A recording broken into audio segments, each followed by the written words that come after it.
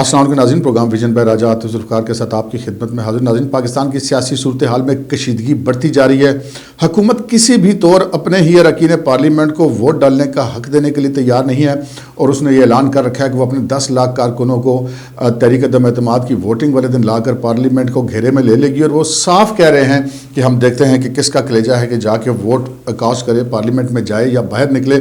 جبکہ دوسری طرف اپوزیشن نے بھی کچھ ایسی باتیں کرنی شروع کر دی اور کہا کہ وہ پارلیمنٹیرینز کو اپنے کارکنوں کے ذریعے شیلڈ فراہم کریں گی، اور مولانا فضل الرحمان نے تو یہاں تک کہہ دیا ہے کہ جناب ہم حکومت کو چھٹی کا دودھ جا دلا دیں گے۔ اس ساری صورتحال میں کچھ لوگ جو سیاسی مدبر ہیں، چودھری شجاعت حسین جیسے، انہوں نے فریقین سے اپیل کی ہے کہ وہ اس موقع پر دونوں فریق اپنے اپنے جو وہ جلسے ہیں ان کو وہاں پر نہ کریں اور ان کے جلسوں کی منسوخی کا اعلان کریں۔ لیکن ایک پیغام کہیں اور سے بھی آیا، اور وہ انتہائی اہم پیغام ہے۔ وہ پیغام وزیر اعظم صاحب کو پہنچا دیا گیا ہے۔ وہ کیا پیغام ہے، کس کی طرف سے پیغام ہے، یہ بھی آپ کو بتائیں گے۔ مگر اس سے پہلے کہ ہم اپنے پروگرام کو آگے بڑھائیں، آپ سے گزارش ہے کہ اگر ابھی تک آپ نے ہمارا چینل سبسکرائب نہیں کیا تو پلیز کر لیجئے، اور ساتھ ہی بیل آئیکن بھی دبا دیجئے تاکہ جو ہی ہمارا کوئی نیا پروگرام اپلوڈ ہوتا ہے تو اس کا نوٹیفیکیشن فوری طور پر آپ کو موصول ہو سکے۔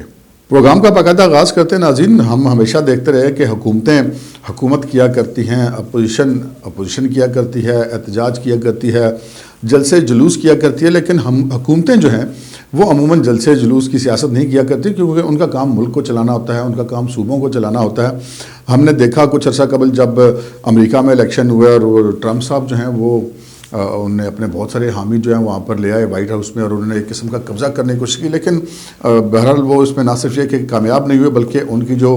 ساکھ تھی جو پہلے کافی خراب ہو چکی تھی وہ مزید خراب ہوئی۔ یہاں پہ بھی حکومت جو ہے وہ جب سے یہ آئی ہے، آپ کو پتہ ہے کہ بڑی ٹھنڈی میٹھی ہواؤں میں تھے جناب، ہر طرف سے ان کو چین و سکون تھا، اور جو بڑی ہی آرام سے، بڑے ہی سکون سے جب دل چاہتا ہے کہ 20 روپے 25 روپے لیٹر 10 روپے لیٹر پیٹرول بڑھا دیتے تھے، ہر آئے دن جو ہے وہ 5 6 7 روپے بجلی کا یونٹ بڑھا دیتے ہیں۔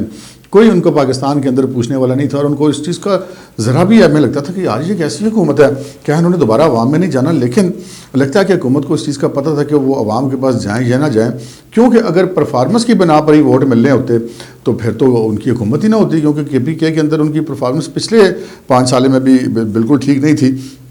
اور فیاض الحسن چوہان جیسے لوگ تو باقاعدہ ٹی وی پر آ کر یہ کہہ بھی چکے تھے کہ ہمیں یہ اقتدار عوام کی طرف سے نہیں ملا، اور جب ان سے پوچھا گیا کہ آپ کو کس کی طرف سے ملا ہے تو انہوں نے کہا تھا کہ ہمیں وہ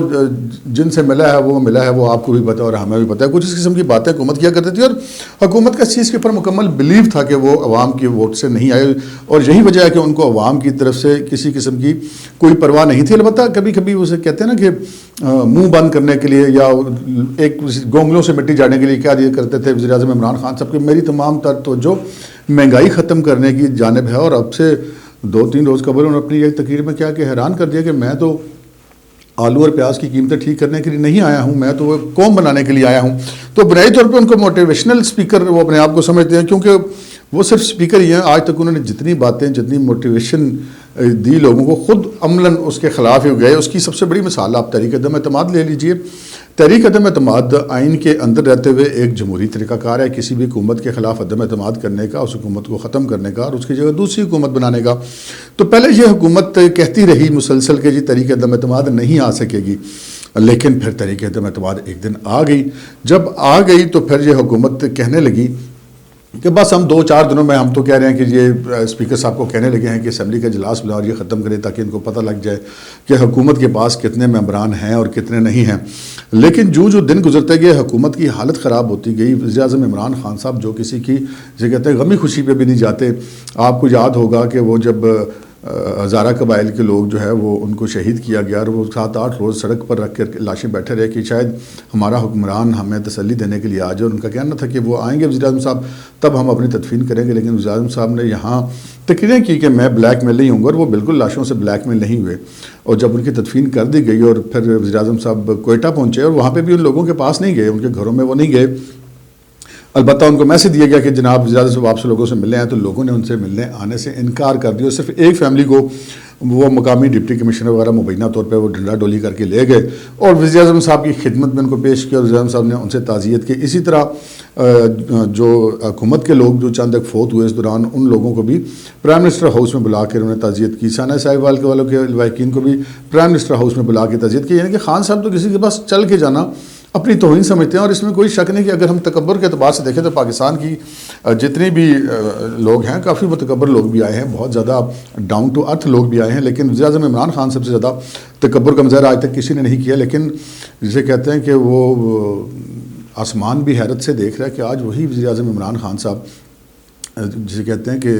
یہ کہنا بے جا نہیں ہوگا کہ وہ در در دھکے کھاتے پھریں, ایک ایک رکن والے اتحادی کے پاس بھی جا کے اس کے منتیں ترلے کر رہے ہیں. اور وہی عمران خان صاحب جو ہے وہ 3.5 پونے 4 سال تک کسی سے ہاتھ ملانے کے روادار نہیں تھے, کسی اتحادی سے ملنے کے لیے روادار نہیں تھے. کئی دفعہ اتحادی اور ان کی اپنی پارٹی کے اراکین بیٹھ کر ٹائم لے کر آنے کے باوجود بھی انتظار کر کے چلے جاتے تھے. لیکن وزیر اعظم صاحب نہ تو کبھی کسی سے ملنا پسند کرتے تھے اور نہ ہی کسی سے ہاتھ ملانا بھی پسند کرتے تھے, حتیٰ کہ اپنے کابینہ کے اراکین سے بھی ہاتھ ملانا نہیں پسند کرتے تھے.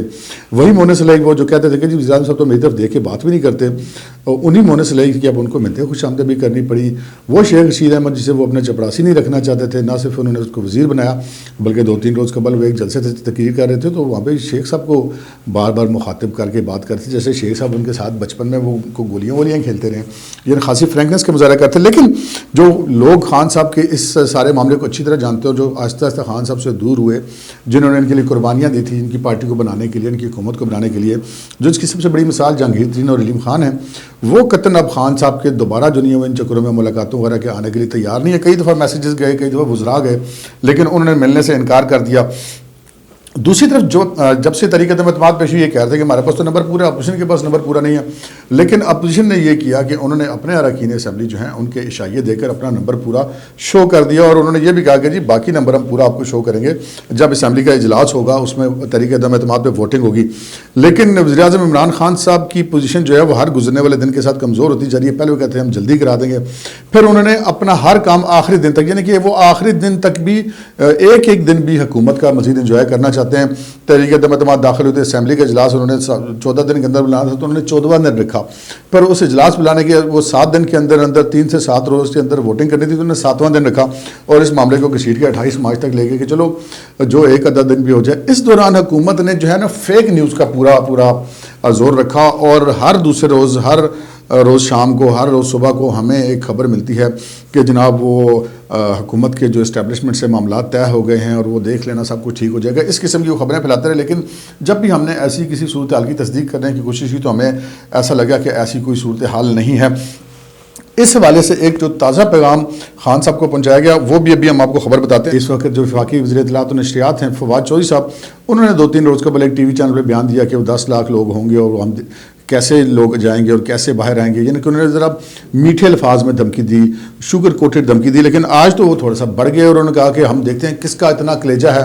کہ وہ 10 لاکھ لوگوں کے بیچ میں سے گزر کے ووٹ ڈالنے جائے اور پھر واپس بھی آئے. تو باقاعدہ دھمکیاں دینے پر اتر ہے. پھر وہ کہتے ہیں کہ مولانا فضل الرحمان صاحب میدان میں کودے.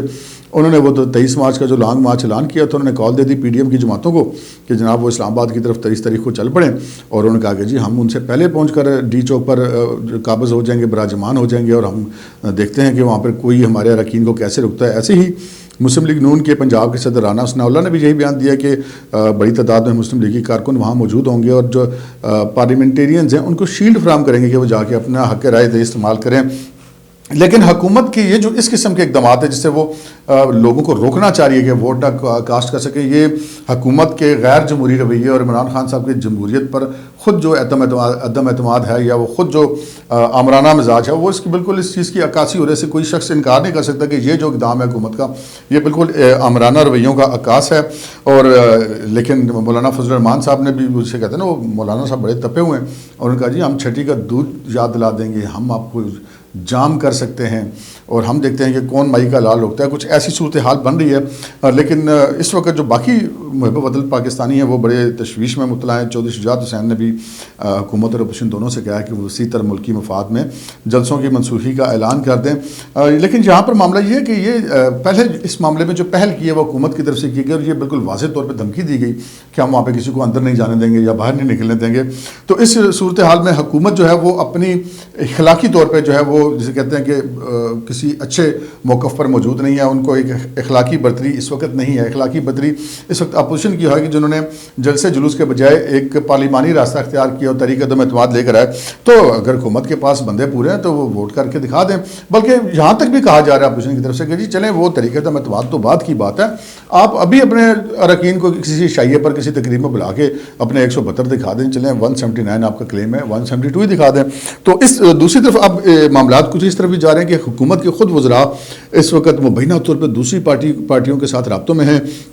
اور کہا جا رہا ہے کہ پرویز خٹک صاحب بھی، فواد چودھری صاحب بھی، شاہ محمود قریشی صاحب بھی پاکستان پیپلز پارٹی کے ساتھ مسلسل رابطوں میں، کسی بھی وقت وہاں جا سکتے ہیں. جہانگیر ترین گروپ نے بھی کل جب حمزہ شہباز صاحب وہاں پر جا کر ان سے ملے تو انہوں نے بھی کچھ ایسی باتیں کی جس سے یہ محسوس ہوا کہ وہ آئندہ پاکستان مسلم لیگ نون کے ساتھ ہی چلنا چاہتے ہیں. تو وقت کے ساتھ ساتھ حکومت کے ہاتھ سے جو ہے وہ اقتدار کی ریت پھسلتی جا رہی ہے، اور اس ساری صورتحال میں الیکشن کمیشن آ گیا. الیکشن کمیشن میں آج فارن فنڈنگ کیس کی سماعت تھی، اور وہاں پر وہ سماعت جو ہے اس کی 2 حکومت نے مزید درخواستیں فائل کی ہوئی تھی. باقی تو کیس کی سماعت کمپلیٹ ہو چکی ہے. وہ جو ان کی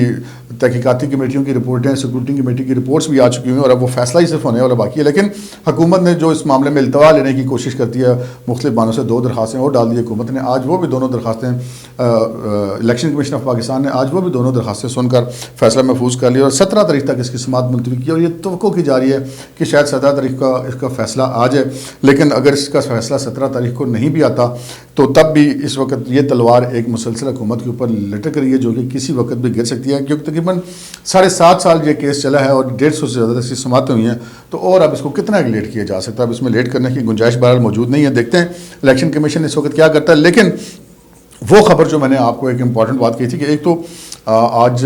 جس وقت میں آپ سے یہ پروگرام ریکارڈ کر رہا ہوں آپ کے لیے، اس وقت کور کمانڈرز کی میٹنگ بھی جاری ہے. یقینی طور پہ وہ ملکی سرحدی صورتحال اور اندرونی اور بیرونی دونوں کی سیکورٹی کی صورتحال پہ غور کر رہے ہوں گے. لیکن ایک ہمارے ذرائع نے ایک اہم خبر ہمیں دی ہے، وہ یہ ہے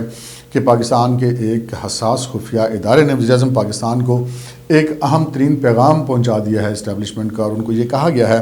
کہ وہ معاملات کو وائلنس کی طرف نہ لے کر جائیں. یہ ایک انتہائی مخلصانہ مشورہ ہے خان صاحب کے لیے، اور خان صاحب اگر اس مشورے پر عمل کر لیتے ہیں تو شاید کوئی ان کی عزت بچ جائے. لیکن اگر وہ اس پہ عمل نہیں کریں گے تو پھر جو حالات اس وقت پاکستان کے بنتے ہوئے دکھائی دے رہے ہیں، ان حالات میں کسی کے لیے بھی اپنی عزت بچا کے سیف ایگزٹ لینا ممکن نہیں رہے گا. آج کے پروگرام میں اتنا ہی، اجازت دیجیے. اللہ حافظ.